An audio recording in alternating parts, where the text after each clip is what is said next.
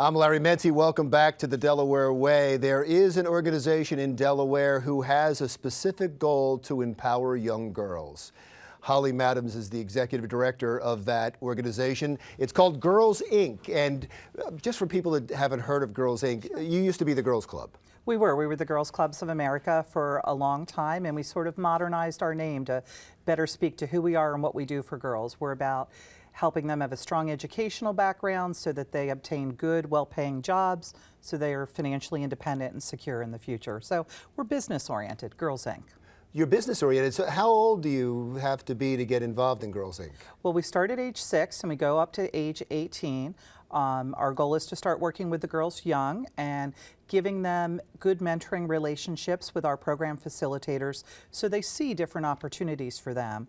Often girls who come from backgrounds of poverty only think of careers of people they see. So they're thinking teacher, counselor, social worker, and we open their eyes up to other avenues that provide higher earning potentials. We're really focused on STEM careers and also giving them a girls-only environment to sort of experiment with things without the distraction of boys and low pressure peers who share their values. Is the not having the distraction of boys, that was fascinating that you said that. Is that important for a young girl? It's very important, especially because there are so many studies about how girls can often be overlooked in the classroom because boys are more assertive and more outspoken and more bold, whereas girls tend to follow the rules and sit quietly and raise their hand, where a boy will just shout out the answer. So the girls-only environment is good for that at the younger years. And then when they hit middle school, the distraction of boys will often cause girls to pull sort of back and hold back because they don't want to appear too smart or too anything to the boys. They don't want to put the boys off because they're interested in boys.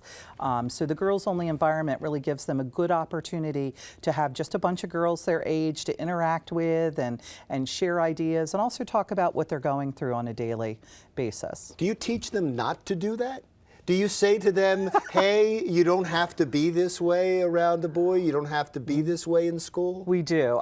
We have programs specifically geared towards that. One of our programs, Project Bold, covers everything from self-defense moves to recognizing when you're in an unhealthy relationship to developing your own voice and speaking up and advocating for yourself and being bold in the classroom. So we really try to empower them from the age of 6 on up. And it takes a while to undo those societal norms and values that they've grown up with. Oh, that's fascinating. If there's a little girl out there or there's a parent out there that wants to get their daughter involved in this, how do they get a hold of you? Well, we have a website, girlsincde.org. Our phone number is 302-575-1041. We have a whole bunch of programs starting in Wilmington, Wednesdays after school and Saturdays. The Saturday program is purely STEM-based. It's through a national grant we got from Lockheed Martin. Oh, great. And the Wednesday program's all about that Project Bold program we were talking about that helps with building their resiliency and confidence and helping them resist bullying and address so many of the challenges girls face today. Oh, it's a wonderful organization. I thank you so much for coming in and telling us about it. And do me a favor, come back and bring some of the girls with you.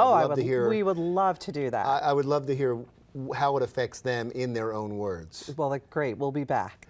Holly Maddams, the executive director of Girls Inc., whose sole goal is to empower young girls so they can become strong, smart, and bold. Yep, that's what we're here for. That's your credo. When we come back, there's a successful record label right here in Delaware. We're going to meet some people from that record label when the Delaware Way continues.